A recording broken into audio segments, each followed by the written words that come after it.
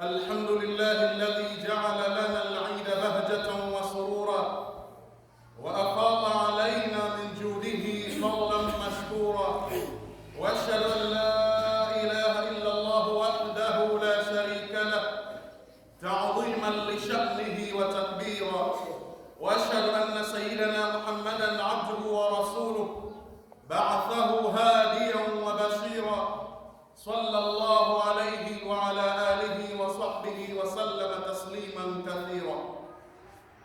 لقد قال تبارك وتعالى في محكم تنزيله بعد أعوذ بالله من الشيطان الرجيم: قل بفضل الله وبرحمته فبذلك فليفرحوا هو خير مما يجمعون. وقال أيضا: ولتكبروا الله على ما هداكم ولعلكم تشكرون. أما بعد يا إخواني، أوصيكم عباد الله ونفسي أولا بتقوى الله وطاعته، واعلموا علم اليقين أن الفوز والنجاة للمتقين، فنسأل الله أن يجعلنا من المتقين. Watukufu wa Islam, sinabudi kukuhusieni kama ilivyowajibu kuhusia nafsi yangu juu ya swali zima la kumcha Allah subhanahu wa ta'ala. Ahibati fillah, bila shaka leo hii ni siku ya Eidul Adha, siku ambayo ni furaha kwa Waislamu, na furaha hii inakuja zaidi kwa ile hali ya mtu kujikurubisha kwa Allah subhanahu wa ta'ala kwa kuchinja mnyama wa udhiya. Na ndiyo maana Allah subhanahu wa ta'ala anatuambia katika siku kama ya leo na zaidi ya leo, walitukabbiru Allah ala ma hadakum, na ili wamkabiri Allah subhanahu wa ta'ala, ili mumkabiri Allah subhanahu wa ta'ala juu yale aliyokuongozeni, wala'allakum tashkurun, na ili mpate kushukuru. Na ina maana kwa mujibu wa aya hii, lengo kuu la hili ni watu kukisirisha kuzishukuru neema za Allah subhanahu wa ta'ala pamoja na kumtaja yeye kwa wingi kabisa siku kama leo ya Eid. Ahibati fillah, Allah subhanahu wa ta'ala pia anasema, qul waambie Muhammad, bifadlillahi wa birahmatihi, kwa fadhila za Allah na rehema zake, fabidhalika, basi kwa hayo, falyafrahu, na furahia. Kwa sisi ipo haja ya kufurahi vile ambavyo sheria ya Kiislamu imeelekeza juu ya siku kama leo ya Eidul Adha.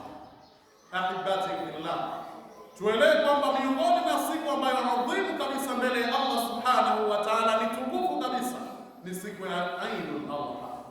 Kwa hadithi ya Mtume sallallahu alayhi wasallam isemayo, alipokea Bazzar, afdalu ayami dunya al-ashr, ubora wa siku ya duniani ni siku 10 za Dhulhijja. Na bila shaka leo ndio mwezi 10, ikiwa kama tunakamilisha katika hayo masiku 10. Kwa ni siku ambayo bora kwa na sisi, maana yake itapendezesha tukafanya yale ambayo yatamridhisha Allah subhanahu wa ta'ala. Ahibati fillah, na ndio maana Mtume sallallahu alayhi wasallam anatuambia katika hadithi, ma amila adamiyyun min amalin yawm an-nahri ahabbu ila Allah min ihraq ad-dam, hajapatapo mwanadamu kufanya amali ambayo inapendeza zaidi siku ile ya kuchinja, ndio leo siku ya Eid, kuliko kumwaga damu. Kwa maana kumwaga damu kwa ajili ya mnyama wa udhiya, kwamba mtu kama huyo akijitokeza akafanya swali la udhiya, sunna ya udhiya ndani ya siku kama leo ya Eidul Adha, amali hiyo inapendeza zaidi mbele ya Allah subhanahu wa ta'ala. Ahibati fillah, lakini vile vile miongoni mwa vitu ambavyo tunatakiwa tufanye khairati mbalimbali, mema mbalimbali, ikiwemo swali la kutoa sadaka. Lakini si kutoa sadaka tu, na kuzidisha kumtaja Allah subhanahu wa ta'ala kwa wingi. Ukirejea katika suratul Baqara, katika aya zilizokuwa zinazungumzia maswali ya hija pamoja na Eidul Adha, masiku 10 haya, Allah subhanahu wa ta'ala anasema wadhkurullah, Allah subhanahu wa ta'ala anasema wadhkurullah fi ayyamin ma'dudat, na mtajeni Allah subhanahu wa ta'ala katika masiku machache. Yanakusudiwa haya masiku ya mwanzo ya Dhulhijja, ikiwemo leo siku ya Eid. Kwa ina maana kwa mujibu wa aya tulizosoma na hadithi, jambo kubwa baada ya kuchinja siku kama leo ni kuzidisha kumtaja Allah subhanahu wa ta'ala, lakini pamoja na khairati mbalimbali.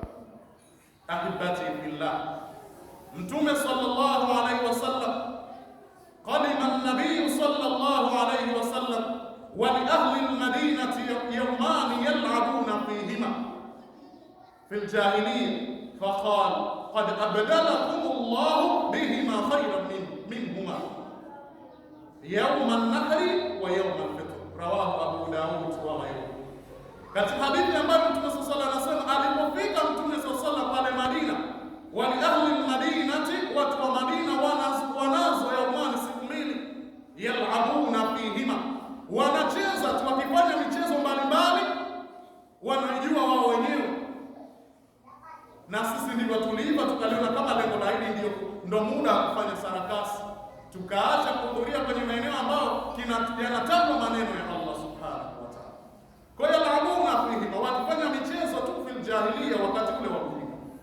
Kwa Mtume sallallahu alaihi wasallam alipofika akasema, qala, Mtume akasema, qad abdalakumullahu bihima, Allah subhanahu wa ta'ala kuanzia leo hii ameshakubadilishieni siku ambazo khairan minhuma, ni bora kuliko siku hizi mbili ambazo mnasherehekea mkiona kama mko kwenye furaha. Mtume sallallahu alaihi wasallam akasema, yauman nahri, maana siku ya kuchinja, kwa maana ndio leo Eidul Adha, ima Eidul Nahri, na hakuna Eidul Hajj kama wanavyodhania. Kwa siku kama leo ni siku bora, lakini Allah Mtume sallallahu alaihi wasallam anasema wa yawmal fitr, na ile siku ya Eidul Fitr. Rawahu Abu Daud, hadithi kaipokea Abu Daud wa ghairuhu, na sio Abu Daud. Kwa ina maana kwamba kwa mujibu wa hadithi hii, lengo kuu la Eid si kuzurura tu kwenye viwanja au kwenye magari, tena watu wakaenda Dole, Pumba, si wapi, aghlabu kuenda kwenye viwanja ambavyo havimpendezeshi Allah subhanahu wa ta'ala, ambapo vinapigwa magoma, pengine marusha roho na mambo mbalimbali ambayo Allah subhanahu wa ta'ala na mtume wake hawayapenda.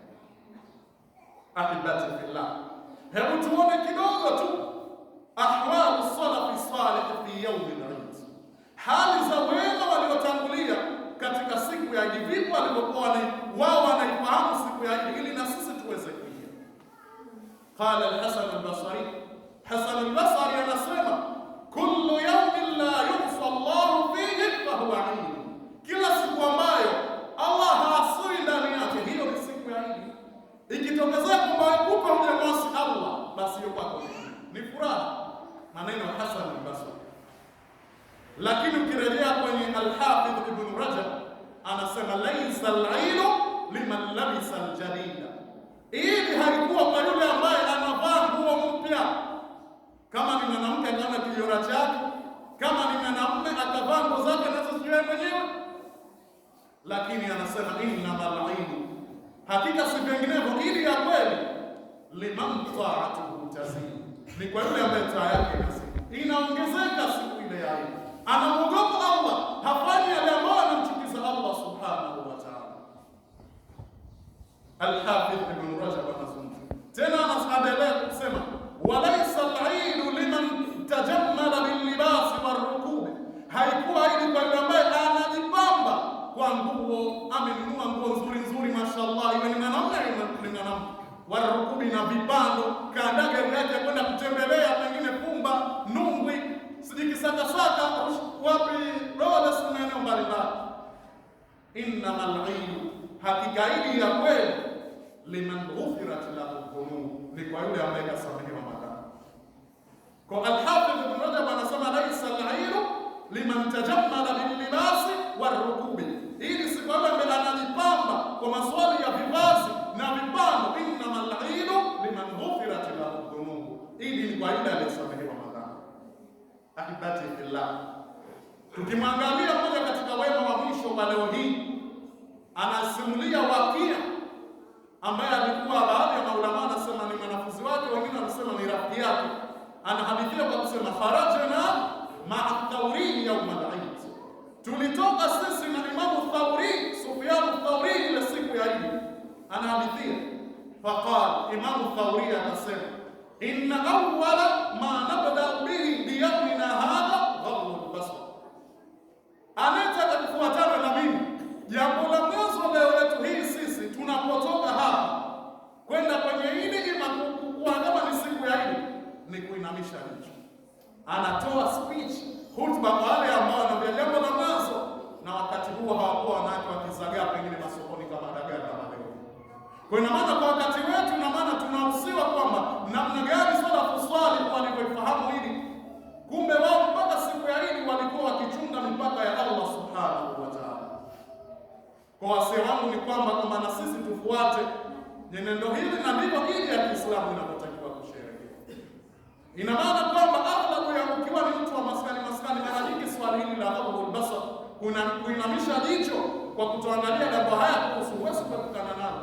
Lazima uwe ni mtu ambao unajipangilia mambo yako. Ukiwa ni mtu wa kukanjia njiani tu, mara nyingi utajikutia kwamba umeingia kwenye madhambi kwa bei rahisi kabisa. Kwa hivi ndio walivyokuwa wema waliotangulia, wakitoa wasia ndani ya siku hii. Ya Rabbi, ziingize na saa hizi kwenye nyoyo zetu na uturuzuku kuzifanyia kazi kivitendo kabisa kama walivyokuwa wema waliotangulia. Aqulu qawli hadha wa astaghfirullah al-azim li wa lakum fastaghfiruhu ya fawzal mustaghfirin wa ya najat at-taibin. Fad'u Allah wa antum muqinun bi ijabati.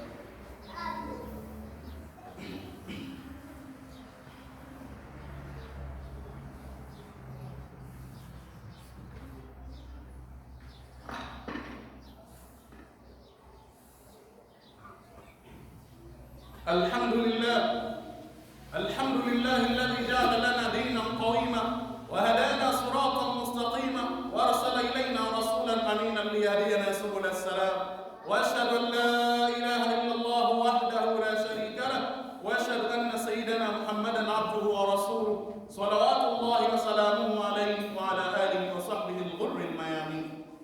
يقول الله تبارك وتعالى: يا أيها الذين آمنوا قوا أنفسكم وأهليكم نارا وقودها الناس والحجارة عليها ملائكة غلاظ شداد لا يعصون الله ما أمرهم ويفعلون ما يؤمرون.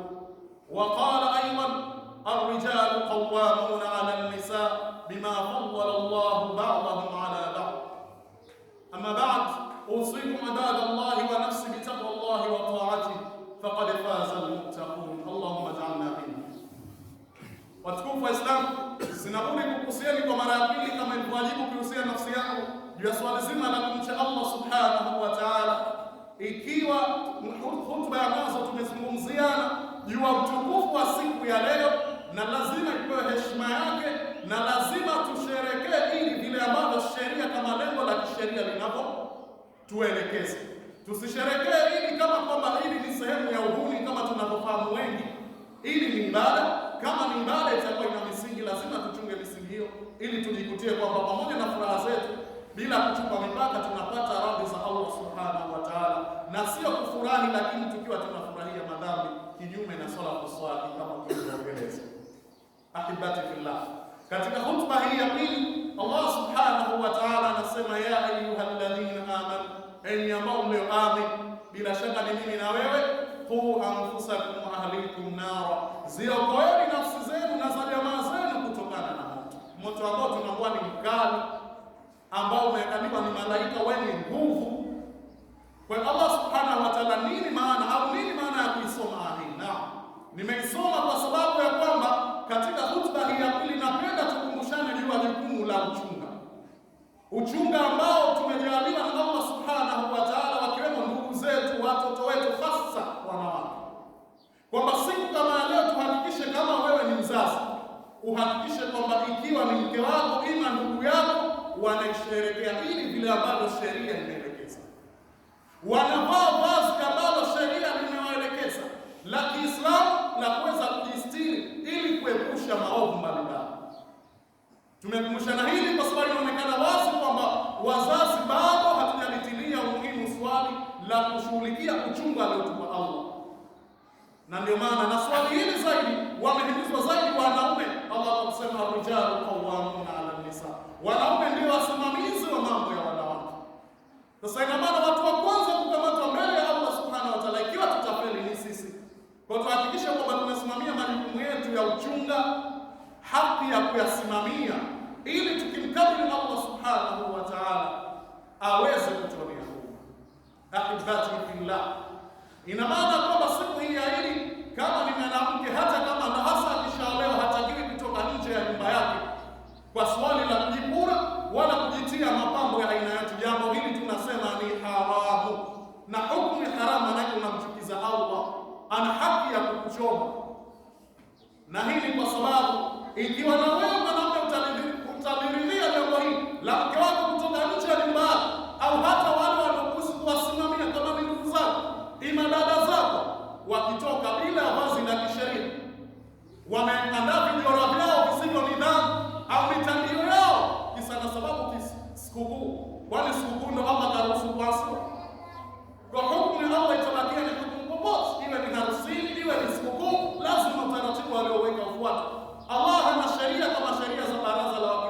kwamba zikifika kipindi zinabadilika, au sheria za wanadamu. Sheria zake lazima ziheshimiwe. Yeye ukienda kinyume anakuandikia dhambi. Kwa hiyo Ibn Abbas ana maneno mazito, anasema ayyuma mra'atin, mwanamke yoyote, idha kharajat min babi dariha, akitoka kwenye mlango wa nyumba yake, mutazayyinat, amejipura, amejipamba, wa zawjuha anha, wa zawjuha radin anha, na mume wake ikiwa karidhia hasa kwa hali hiyo, bunia li zawjiha, hujengewa yule mume wake bikulli qadamin baitan fi an-nar. Subhanallah, anajengewa mume yule kwa kila unyo atakapokwenda mwanamke yule nyumba motoni. Kam baitan bunia lana fi an-nar, nyumba ngapi zimejengwa kwa ajili yetu moto? Kwa ni swali la kufikiria. Leo mtu anaona kwamba mwanamume kutoka na mke wake sababu amepatana naye kwa kajipura, watu wote wanasikia harufu ya mafuta, kajitia wanja, mapiko nje bila kusema, anaona kama ni ufahari. Kumbe ni sehemu ya dhambi watukufu wa Islam, ni sehemu ya kutokujielewa. Ahibati billah. Lakini vile vile na ninyi ndugu zetu wanawake, hamtakiwi kutoka nje ya nyumba zenu kwa kisingizio cha sikukuu, hiyo umeolewa na hamjaolewa. Sikilizeni hadithi ya Mtume sallallahu alaihi wasallam, ayyuma imra'atin idha ista'tarat, mwanamke yote atakayejipura, kajitia manukato ya kumkia barabarani, watu wote wanasema ima mapambo yanaonekana, kwa sababu Qur'ani imesema wala yubdina zinatahum, wanawake wasidhihirishe mapambo yao illa ma dhahara minha, isipokuwa yale yatakayodhihiri kama uso, baadhi ya maulama sallallahu au vijana, lakini mambo mengineyo piko sijini, hata kama kwamba tunaona ndio utaratibu uliopo siku za maharusi, siku za nini, husu utaratibu wa kawaida mbele ya Allah subhanahu wa ta'ala. Kwa Mtume sallallahu alaihi wasallam, mwanamke yote atakayetoka gari pura mutatayyiba famarrat bilqaumi, akapita kwa watu, kwa maana wanaume, liyajidu min rihiha, ili wapate harufu yake, fahiya zaniyatun, huyo mwanamke ni mzinifu. Kwa mujibu wa hadithi ya Mtume sallallahu alaihi wasallam, mwanamke huyo ni mzinifu, katoka kajipura, tena kaona mtembee na mida anatoka nje ya nyumbani, lazima atakutana na mwanaume mwenyewe anajiona kajipanga, kwa sababu ya kisingizio maisha ya dunia ndio mhadaa ya muda mfupi, jambo ambalo Allah subhanahu wa ta'ala anasema ya ayyuhal insanu ma gharraka bi rabbikal karim, ewe binadamu, nini kinakuhadaa kwa Mola wako mtukufu ukawa unaringa sababu unajiona kwamba ndo mwanamke mzuri na shallah umepata vijora kwa uhitaji hijabu tena kisheria? Nini kinakuhadaa? Nini kinakuhadaa? Kinakupa kipi wakati wote unaisaliti dunia, unaiaga dunia? Inawezekana leo shalipura, umeenda barabarani, umepigwa na gari, wala yadhu billahi min dhalik, unafikiri utaenda vipi kwa Allah subhanahu wa ta'ala? Kwa lazima haya tufikirie kwamba vyovyote tunavyofanya, tunapomfanyia Allah kinyume na asipotaka, tuelewe mauti ya kunyemelea. Sasa lazima hili tulitafakari. Wewe ukiona kwamba unafanya kinyume na asipotaka Allah, fikiria na mauti, usiyaweke nyuma. Inawezekana huko unakwenda siku usifike, ije habari tu kwa fulani, inna lillahi wa inna ilaihi raji'un. Kwa lazima hili tunaitoa tambihi kwa wanawake kwamba swali la kutoka nje mtu wa nyumba yake kujipamba, kujipura, hili si swali la kawaida, kwamba unahesabiwa mwanamke wewe ni mzinifu, hata kama unajihesabu kwamba wewe sio mzinifu kidhahiri, lakini hadithi ya Mtume sallallahu alaihi wasallam. Watu wa Islam, tuelewe pia Mtume sallallahu alaihi wasallam, kullukum ra'in wa kullukum mas'ulun 'an ra'iyatihi, yote ni wachunga na mtaulizwa juu ya majukumu yenu. Lakini pia hadithi ya mwisho ambayo Mtume sallallahu alaihi wasallam anasema kusimamia majukumu ya uchunga, inna Allaha sa'ila kulla ra'in, hakika Allah atamuuliza kila mchungaji na kila mtu hatoki, kwa sababu wewe una ndugu zako, una dada zako, kila mtu kwa hili hatoki, iwe mwanamume au mwanamke. Inna Allaha sa'ila kulla ra'in, hakika Allah atamuuliza kila mchungaji amma sar'ahu, kutokana na alichompa kukichunga, ahafidha am dhayya, je, kakihifadhi au kakitelekeza? Swali ni moja tu, na huna kubabaisha mbele ya Allah subhanahu.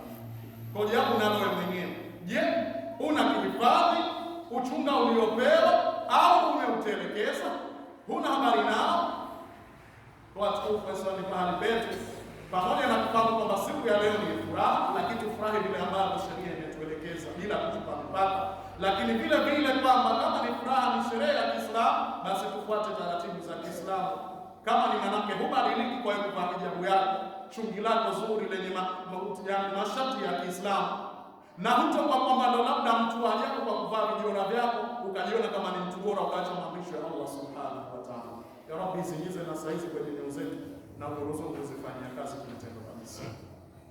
Inna Allaha wa malaikatahu yusalluna 'alan nabi ya ayyuhalladhina amanu sallu 'alayhi wa sallimu taslima.